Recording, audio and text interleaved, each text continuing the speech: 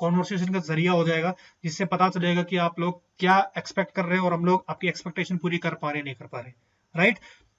चलो, तो oxygen clear. Oxygen के बाद हम बात करते हैं जिब्रेलिक एसिड के बारे में। जिब्रेलिक एसिड जो हमारा सेकंड नंबर का जो प्लांट ग्रोथ हार्मोन है, सेकंड नंबर का plant growth hormone gibberellic acid. तो जिब्रेलिक एसिड का काम क्या होता है? जिब्रेलिक एसिड, देखो इसको ध्यान रखना, gibberellic acid largely effects the shoot of the plant. Oxygen का काम क्या था? ऑक्सीजन का अगर हम बात करें एक सिंपल से पॉइंट में, तो oxygen act as a root growth promoter. ठीक है, इसको मैं बार बार इसलिए बोल रहा हूँ बिकॉज एग्जाम में क्वेश्चन आता है, कंफ्यूज मत होना कि ऑक्सीजन सेल डिवाइड करेगा क्या करेगा। बाकी देखो, रूट ग्रोथ के अलावा मैंने जो भी नाम बताए, जो भी इसके फंक्शन बताए, वो सभी फंक्शन बाकी दूसरे ग्रोथ हार्मोन भी करते हैं। ठीक है, तो बाकी जो है वो रूट की ग्रोथ को अफेक्ट नहीं करते। ऑक्सीजन जो है वो इकलौता ऐसा है जो रूट की ग्रोथ को अफेक्ट करता है। तो oxygen will act as a root growth hormone या रूट ग्रोथ प्रमोटर, आपको इस चीज का ध्यान रखना है। वहीं पे अगर बात करें जिब्रेलिन के लिए, तो जिब्रेलिन क्या होता है? जिब्रेलिन करता है सिर्फ और सिर्फ शूट को अफेक्ट करता है। सामने देखो दो इमेजेस दी हुई है, आप डायरेक्टली इसमें देख सकते हैं।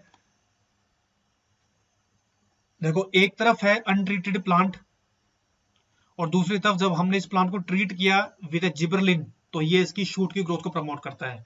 ठीक है, डिफरेंस जानने के लिए आपको एक मैं पॉइंट दोबारा याद दिलाऊंगा।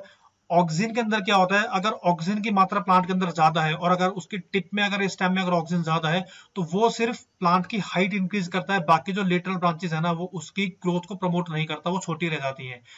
प्लांट को बुशी फॉर्म में बनाने के लिए, प्लांट को झाड़ी फॉर्म में बनाने के लिए हम उसमें अप्लाई करते हैं जिब्रेलिक एसिड। तो इससे क्या होगा? देखो, स्टेम की ग्रोथ भी हुई है, लीफ का साइज भी इंक्रीज हुआ है, फ्लावर्स भी बनने स्टार्ट हुए हैं और लीफ का साइज भी इंक्रीज हो रहा है, स्टेम की ग्रोथ भी हो रही है। तो इसमें एक ओवरऑल डेवलपमेंट देखने को मिल रहा है, राइट। तो ये काम किसका है? ये काम होता है जिब्रेलिक एसिड का।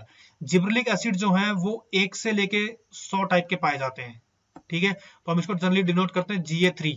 तो जिब्रेलिक एसिड 1 से लेके 100 टाइप तक पाए जाते हैं।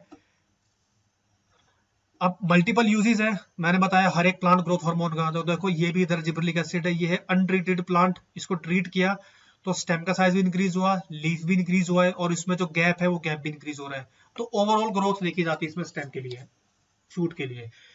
शूट की ग्रोथ के अलावा ये काम क्या करता है? ये काम करता है स्टेम इलोंगेशन में। हमने देख लिया डायग्राम के अंदर स्टेम इलोंगेशन, और उसके साथ साथ इसका जो इंपॉर्टेंट रोल है वो सीड जर्मिनेशन। बात करेंगे इसके बारे में, सीड जर्मिनेशन क्या होती है, कैसे ये सीड जर्मिनेशन प्रमोट करेगा। उसके साथ साथ it also helps in dormancy, breaking seed dormancy. अब देखो, एग्जाम में क्वेश्चन आता है, for breaking seed dormancy of potato. ठीक है, पोटैटो की सीड डोरमेंसी को ब्रेक करने के लिए, पोटैटो में सीड डोरमेंसी को ब्रेक करने के लिए कौन से हार्मोन का इस्तेमाल होता है? तो आंख बंद करके आंसर लगा देना, जिब्रेलिक एसिड। बिकॉज सिर्फ पोटैटो के अंदर ये क्या करता है? सीड डोरमेंसी को ब्रेक करता है। वहीं पे अगर हम बात करें फ्लावरिंग इंड्यूस के लिए, तो चलो ये तो हो गया इधर फ्लावरिंग इंड्यूस। ठीक है, अगर हम बात करें फ्रूट के साइज को इंक्रीज करने के लिए, फ्रूट के साइज को इंक्रीज करने के लिए, तो ये जो ग्रोथ हार्मोन है जिब्रेलिक एसिड ग्रेप्स के फ्रूट के साइज को इंक्रीज करता है। और ग्रेप्स में कौन सी वैरायटी का नाम है थॉमसन सीडलेस। थॉमसन क्योंकि सीडलेस वैरायटी है, तो थॉमसन सीडलेस वैरायटी है जो ग्रेप्स की, उसके फ्रूट के साइज को इंक्रीज करने के लिए जिब्रेलिक एसिड का इस्तेमाल किया जाता है। तो यहाँ भी इसका मल्टीपल यूज है, लेकिन बाकी सभी फ्रूट्स में इसका ये यूज नहीं होगा। सेम ऐसे ही बाकी सीड्स की डोरमेंसी ब्रेक नहीं करेगा, सिर्फ पोटैटो की सीड की डोरमेंसी ब्रेक करता है। तो ये इसके मल्टीपल यूजेस हैं। फ्रूट के सेनेसेंस का मतलब होता है एजिंग। ठीक है, एजिंग, तो उसमें ये हेल्प करता है। लेकिन इसका मेन काम क्या है? इसका मेन काम है शूट की ग्रोथ को प्रमोट करना। मैं जरा बात करते हैं इसके डिस्कवरी के बारे में कि जिब्रेलिक एसिड जो है सबसे पहले कहां से डिस्कवर किया गया, कैसे डिस्कवर किया गया। देखो, ये है डिस्कवरी ऑफ जिब्रेलिक एसिड के बारे में, इसके बारे में जरा बात कर लेते हैं। एक फंगस थी जिसका नाम है जिब्रेला फ्यूजिकोराई। एक फंगस है जो डिस्कवर की गई थी जिसका नाम है जिब्रेला फ्यूजिकोराई। ठीक है, ये एक फंगस है। क्या है ये है एक फंगस। और फंगस क्या होती है? फंगस जनरली गीले एरिया में ग्रो होती है। फंगस जनरली गीले एरिया में ग्रो होती है, जहां पे पानी बहुत ज्यादा है वहां पे फंगस ग्रो होती है। तो एक फंगस थी जिसका नाम है जिब्रेला फ्यूजिकोराई। इस फंगस को सबसे पहले नोटिस किया गया राइस के फील्ड में, राइस या पैडी के फील्ड में। और जैसा कि हम सब जानते हैं कि पैडी जो है वो स्टेगनेंट वाटर में ग्रो होती है, जहां पे पानी बहुत ज्यादा होता है या जिसको पानी की रिक्वायरमेंट ज्यादा होती है। तो स्टेगनेंट वाटर में जहां पानी खड़ा रहता है ये वहां पे ग्रो करता है। ठीक है, तो ये फंगस है जो सबसे पहले राइस के फील्ड में, पैडी की फील्ड में ऑब्जर्व की गई थी। इस फंगस ने सबसे पहले क्या किया, इस फंगस ने एक एक्टिव जिबरलिन प्रमोट रिलीज किया। This fungus released active gibberellin, और इस एक्टिव जिबरलिन रिलीज होने की वजह से क्या हुआ, जो राइस के प्लांट थे जैसे ही वो इसके कांटेक्ट में आए, क्योंकि राइस के फील्ड में ये सबसे पहले ऑब्जर्व की गई थी, तो इस जिबरेला फ्यूजिकोराई फंगस ने एक एक्टिव जिबरलिन रिलीज किया, और एक्टिव जिबरलिन के रिलीज होने की वजह से क्या हुआ, जो राइस के जो सीडलिंग्स थे, जो प्लांट्स थे, उनका लेंथ इंक्रीज हो गया। देखो इधर देख सकते हो डायग्राम, इधर क्लियरली मैंने फोटो लगाई हुई है। ठीक है, इसके अंदर क्या हुआ, इसके अंदर जो इनके सीडलिंग्स है इनका साइज इंक्रीज हो गया, ये देखो। ठीक है, ये इनका साइज इंक्रीज हो गया। ये है नॉर्मल, ये लिखा हुआ इधर नॉर्मल, ये है नॉर्मल राइस सीडलिंग्स, और ये है ट्रीटेड, जैसे यहां लिखा हुआ ये है अनइंफेक्टेड, तो ये है नॉर्मल। ये है इन्फेक्टेड, तो यानी कि दीज आर इन्फेक्टेड या these are treated with the gibberellic acid. इसके बाद क्या हुआ, जो वहां के लोग थे, जो वहां के पीपल थे, सबसे पहले जैसे ये फंगस प्रोड्यूस किया तो उसने एक्टिव जिबरलिन प्रोड्यूस किया। इस एक्टिव जिबरलिन की वजह से क्या हुआ, इनके यहाँ पे देखा गया इंटरनोडल इलोंगेशन। अगेन पेन का कलर चेंज कर लेते हैं। ठीक है, इसको हम लोग बोलते हैं इंटरनोडल इलोंगेशन। इंटरनोडल इलोंगेशन यानी कि जो इंटरनोड्स हैं उनका साइज बढ़ गया। देख सकते हो ये नॉर्मल प्लांट है इधर, और ये इंटरनोडल, इसके नोड्स इंक्रीज हो गए, स्टेम की लेंथ इंक्रीज हो गई, बट स्टेम काफी पतले पतले हो गए। लीफ का साइज इंक्रीज हो, लेकिन लीफ काफी पतले पतले हो गए। ठीक है, स्पिंडल शेप, जो पतले पतले होते हैं उसको बोलते हैं स्पिंडल शेप। तो इन्होंने क्या किया, जिबरलिन की वजह से राइस के प्लांट की हाइट इंक्रीज हो गई, इसको बोलते हैं इंटरनोडल इलोंगेशन। और जब हाइट इंक्रीज हुई तो राइस के नीचे सरफेस में क्या था, पूरा पानी भरा हुआ था। ये इधर राइस है, ठीक है, और ये इधर पूरा से पानी भरा हुआ है। कंडीशन होती है जिसको हम लोग बोलते हैं लॉजिंग, क्रॉप लॉजिंग या प्लांट लॉजिंग। लॉजिंग का मतलब क्या होता है, अगर स्टैग्नेंट वाटर कंडीशन में अगर बहुत तेज हवा चलती है तो जो प्लांट्स हैं वो सारे गिर जाते हैं। ठीक है, कोई अगर प्लांट ऐसे खड़ा हुआ है, कोई अगर प्लांट स्टैंडिंग कंडीशन में, इसकी हाइट बहुत ज्यादा है और ग्राउंड पे पानी भरा हुआ है बहुत ज्यादा, जैसे ही विंड का फ्लो होता है, तो विंड का फ्लो अगर तेज हो तो ये प्लांट जो है, ये प्लांट जमीन के ऊपर हॉरिजेंटली गिर जाते हैं। तो इस प्रोसेस को हम लोग बोलते हैं लॉजिंग प्रोसेस, राइट। तो उसके अंदर ये हो गया। अब देखो इसका जो नाम है वो फुलिश डिजीज कैसे पड़ा,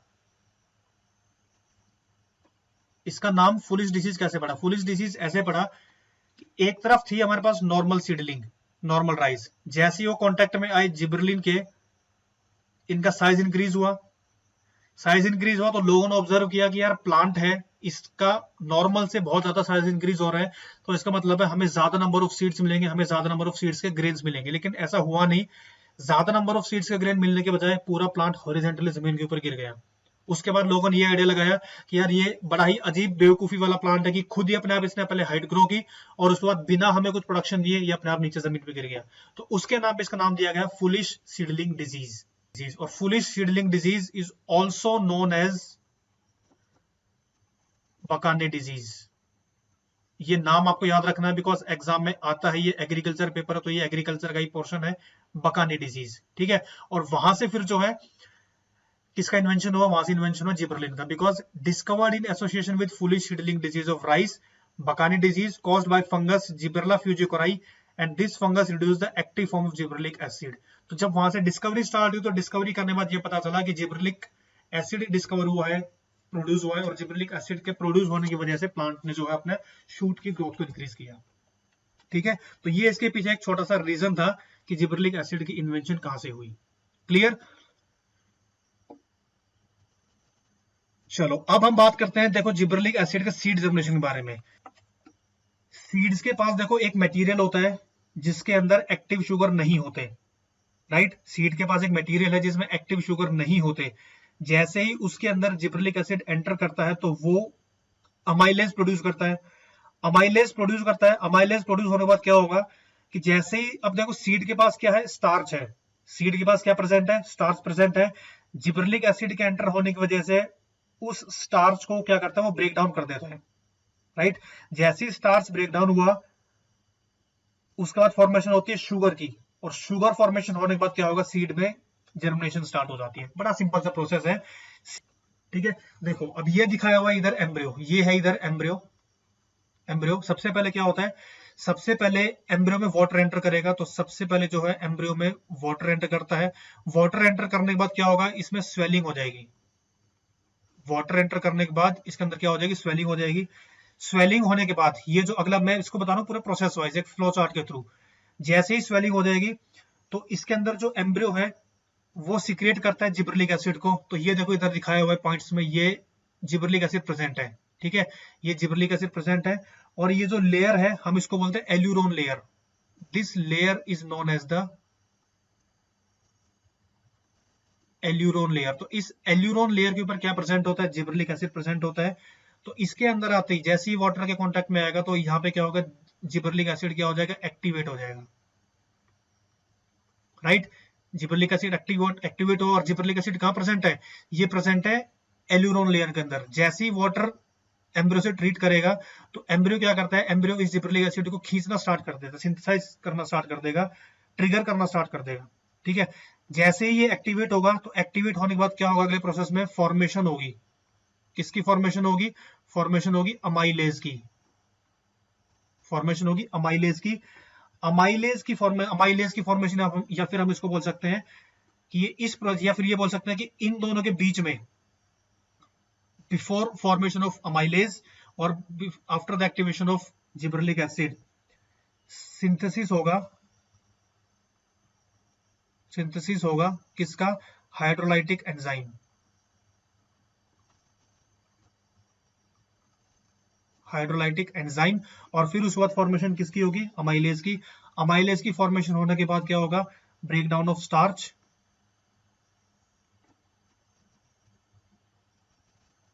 स्टार्च का ब्रेकडाउन होगा। स्टार्च का ब्रेकडाउन कैसे होगा, एंजाइम मूव इनटू एंडोस्पर्म। ये जो एंजाइम है अमाइलेज है, ये किस में मूव करेगा, ये मूव करेगा एंडोस्पर्म के अंदर। और एंडोस्पर्म में एंटर करने के बाद जो स्टार्च का ब्रेकडाउन हुआ है, तो दिस स्टार्च एंड जो प्रोटीन इसके अंदर अवेलेबल है, स्टार्च एंड दिस प्रोटीन, इनका डाइजेशन स्टार्ट हो जाएगा एंडोस्पर्म में। इनका डाइजेशन स्टार्ट होगा एंडोस्पर्म में, विच प्रोड्यूसेस शुगर। मैं अब लिख देता हूं, विच प्रोड्यूसेस शुगर। शुगर का नाम जरूरी है, ठीक है। विच प्रोड्यूस शुगर, कौन सी शुगर, देखो यहाँ लिखा हुआ है मोनोमर, ठीक है। Which produces monomeric sugar, which produces monomeric sugar. और जैसे ही ये मोनोमेरिक शुगर प्रेजेंट प्रोड्यूस होगी, उसके बाद क्या हो जाएगा, डायरेक्टली न्यू सेल्स की फॉर्मेशन होगी और फिर जर्मिनेशन ऑकर्स। न्यू सेल्स की फॉर्मेशन होगी और फिर जर्मिनेशन ऑकर्स। तो ये एक छोटा सा फ्लो चार्ट है, छोटा सा रिप्रेजेंटेशन है कि सीड की जर्मिनेशन में जिबरलिक एसिड का मेन रोल क्या होता है। जिबरलिक एसिड जो है ये सबसे पहले सिंथेसिस करता है हाइड्रोलाइटिक एंजाइम्स को, वो बनाता है अमाइलेज। अमाइलेज करेगा स्टार्च को ब्रेक डाउन, उसका डाइजेशन होगा एंडोस्पर्म के अंदर, वहां से शुगर बनेगी मोनोमर शुगर। और मोनोमर शुगर बनते ही सीड में क्या हो जाएगा, जर्मिनेशन स्टार्ट हो जाएगा। अब आप यहाँ पे क्लियरली डायग्राम देख सकते हो कि जब ये प्रोसेस स्टार्ट हुआ तब उस समय एम्ब्रियो का साइज क्या है, ठीक है। अगले ही प्रोसेस में जैसे ही एम्ब्रियो ने वाटर को एब्जॉर्ब किया, वाटर को जैसे इसने होल्ड किया, तो उसके बाद इसका साइज क्या इंक्रीज हुआ और धीरे धीरे फिर वहां से जो है रूट्स की और शूट्स की फॉर्मेशन स्टार्ट हो जाती है। So this is the process जिसमें सीड जर्मिनेशन होकर होता है due to this gibberellic acid, right. अब हम इसमें बात करेंगे इसका एक और जो यूज है, फंक्शन जो इसके अलग अलग है। इसका एक और इंपॉर्टेंट फंक्शन है जो होता है बोल्टिंग, जो सबसे पहला पॉइंट है बोल्टिंग, ठीक है, बोल्टिंग, ठीक है। अच्छा, और हमने जैसे मैंने बात बताया था फ्रूट साइज के बारे में, तो देखो ये इधर लिखा हुआ है, ये ग्रेप्स के फ्रूट को इंक्रीज करता है। दो इमेजेस है, इमेज नंबर 1 और इमेज नंबर 2, ठीक है। अनट्रीटेड और ट्रीटेड, तो फ्रूट्स का साइज इंक्रीज हो गया। वहीं पे बात करें डोरमेंसी ब्रेकर के लिए, तो देखो पोटैटो के जो ट्यूबर्स होते हैं उसमें डोरमेंसी को ब्रेक करने का काम करता है, ठीक है। प्रोडक्शन ऑफ मेल फ्लावर का प्रोडक्शन स्टार्ट करेगा। Internodal elongation, elongation of stem but not the roots देगा, क्योंकि स्टेम का इलोंगेट करेगा, रूट को इलोंगेट नहीं करता। जर्मिनेशन ऑफ सीड, ये हमने अभी किया इसके बारे में। और ये करता है डिले द राइपनिंग, राइपनिंग को डिले कर देगा जैसे सिट्रस, ठीक है। राइपनिंग को डिले कर देगा तो सिट्रस हो जाएगा, सिट्रस के अंदर करता है। अब बात करते हैं एक और इसके अंदर बोल्टिंग। बोल्टिंग का मतलब क्या होता है, बोल्टिंग का मतलब होता है कि internode elongation just prior to flowering, internode elongation just prior to flowering. ये एक प्लांट मान लेते हैं, ठीक है, सपोज यहाँ पे एक फ्लावर की फॉर्मेशन होनी है, इस पोर्शन पे फ्लावर की फॉर्मेशन होनी है, ठीक है। मैं बात कर रहा हूँ बोल्टिंग के बारे में। बोल्टिंग, और बोल्टिंग क्या करता है? बोल्टिंग करता है internodal elongation,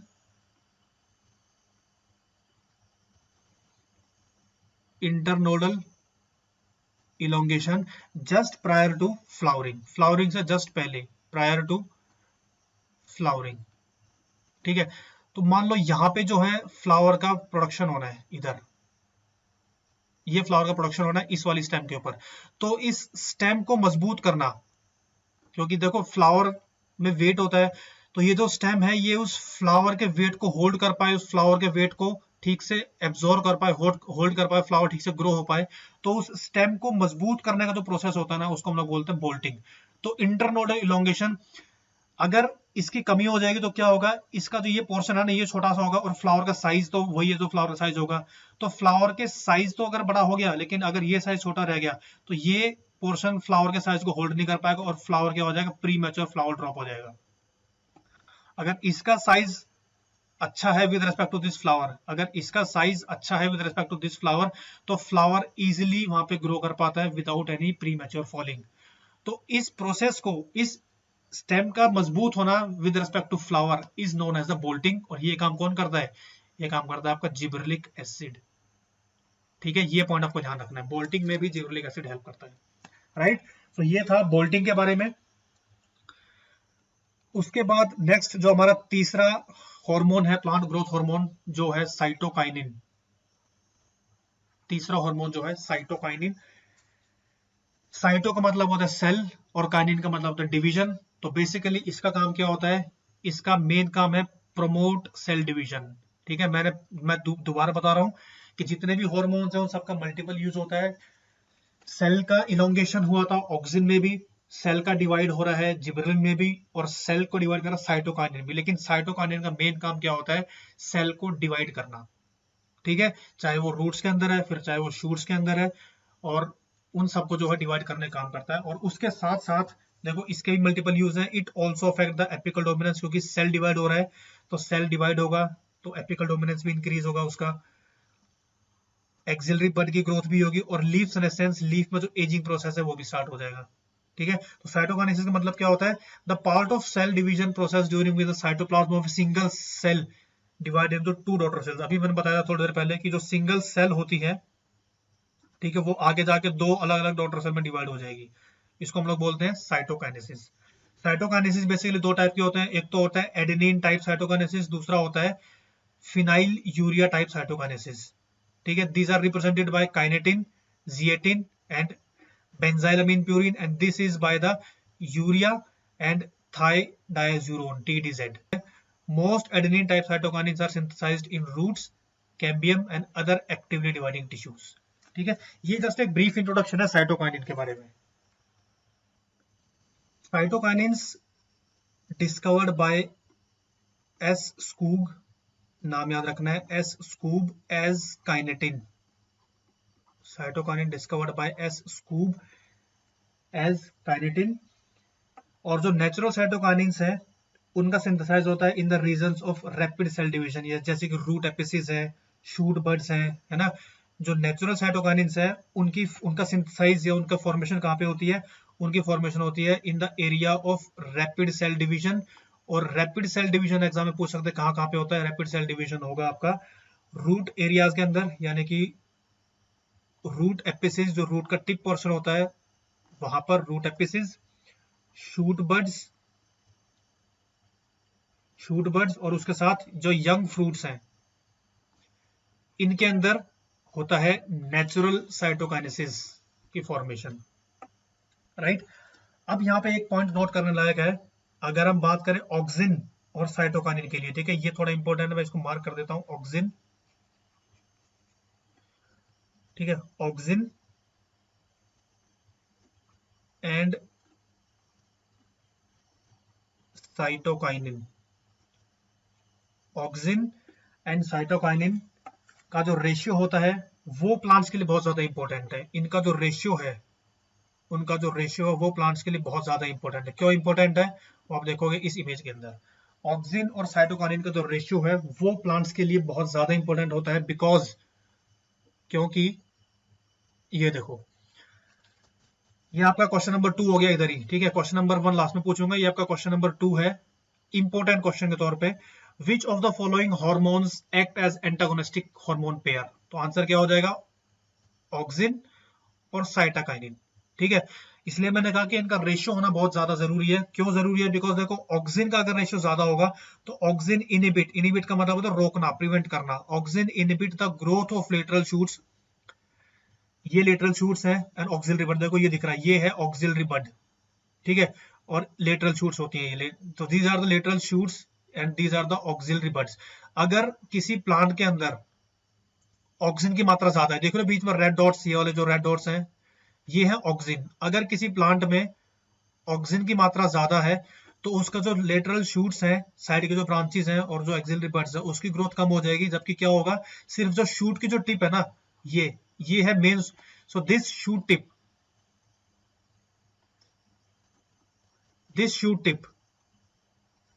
this shoot tip is the main source of oxygen, right? Cytokinin काम क्या होता है? Cytokinin stimulates these buds to grow. जिस बड को ऑक्सीजन सप्रेस कर रहा है, साइटोकाइनिन देखो इधर देख सकते हो, इधर ये जो बड सप्रेस हुई है, साइटोकाइनिन इसी बड को ग्रो करने का हेल्प करता है। बिकॉज सेल डिवाइड हो रहा है, बिकॉज क्या हो रहा है? सेल डिवाइड हो रहा है। और जैसा कि मैंने अभी ऊपर बताया कि सेल्स, नेचुरल साइटोकाइनिन में सेल्स कहाँ पे डिवाइड हो रहा है? देखो ऊपर लिखा हुआ है, अगर आपको ध्यान हो तो ये लिखा हुआ है रूट एपिसिस, रूट के टॉप में शूट बड्स, तो ये नीचे तो था वो शूट बड है, शूट बड और यंग फ्रूट। यहाँ पे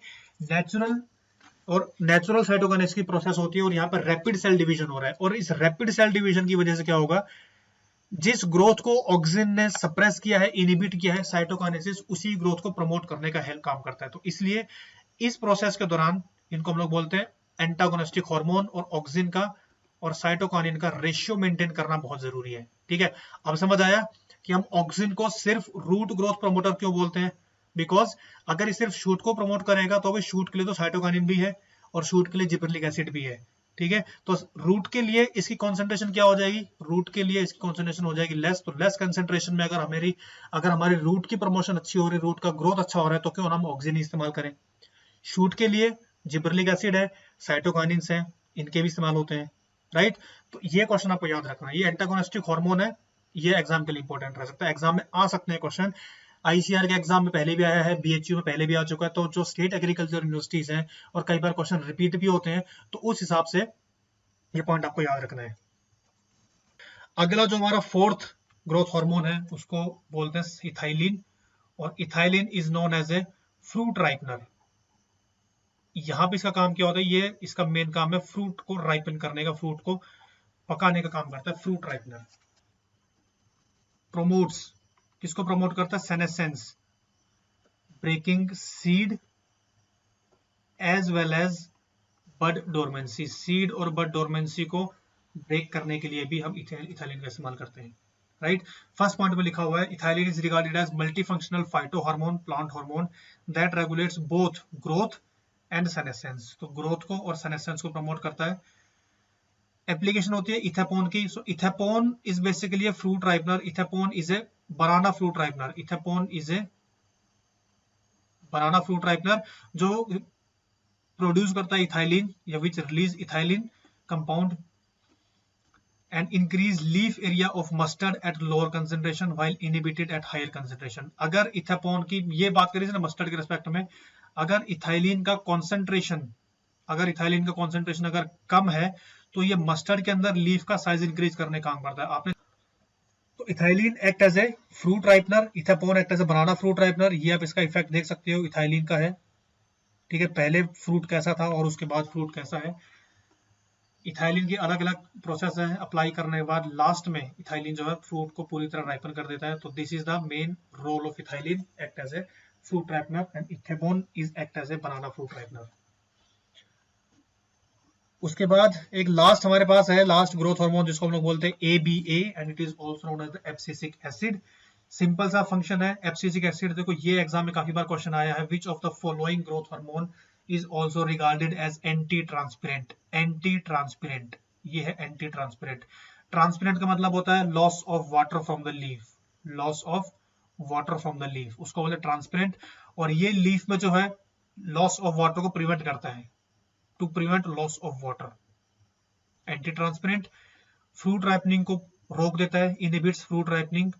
रिस्पॉन्सिबल फॉर सीड डोरमेंसी, जो सीड डोरमेंसी ब्रेक होती है तो ये सीड डोरमेंसी को प्रमोट करता है। Responsible for seed dormancy by inhibiting the cell growth, inhibit seed generation. यानी कि जो काम पहले जिबरेलिन कर चुके हैं, जैसे देखो हाँ जिबरेलिन के बारे में बताया ना, act as a anti gibberellin. Gibberellin का काम क्या था?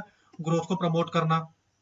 जिबरेलिन का काम था ग्रोथ को प्रमोट करना, सीड जर्मिनेशन, और पोटैटो में ये डोरमेंसी को ब्रेक करता है। तो वो सारे काम इसके जस्ट अपोजिट कौन करता है? एब्सिसिक एसिड करता है। डोरमेंसी को लेके आएगा, सीड में डोरमेंसी करेगा ये, क्योंकि सेल की ग्रोथ को रोक देता है ये, ठीक है। जर्मिनेशन रुक जाएगी, और उसके साथ साथ it is also known as anti transparent and also known as anti gibberellin. ये पॉइंट आपको याद रखना भी, anti gibberellin. Induce dormancy, stomata को क्लोज कर देगा। डिलेज सेल डिवीजन, ठीक है, delays cell division. This is all about the abscisic acid, ठीक है। ये था एब्सिसिक एसिड के बारे में। इस लेक्चर में हम इतना ही कवर करेंगे। और अब बात करते हैं उस क्वेश्चन की जो मैंने आपसे कहा था कि आपसे क्वेश्चन पूछा जाएगा लास्ट के अंदर, ठीक है। तो क्वेश्चन आपका है, ठीक है, ये क्वेश्चन है, geotropism is also caused by unequal distribution of which hormone. Options दे देता हूं आपको मैं, options both B and C option, both B and C option, ठीक है। इसका आंसर आपको देना है मुझे। उम्मीद करता हूं कि आप में से बहुत से बच्चे इसका आंसर दे पाएंगे। कोशिश करना आंसर देने की, और नकल मत करना। इसका आंसर आपको मुझे देना है, और आंसर देने के लिए आपको पता है प्रोसेस, या तो आप डायरेक्टली ऐप के थ्रू मैसेज कर सकते हो, या फिर आप मेरे इस नंबर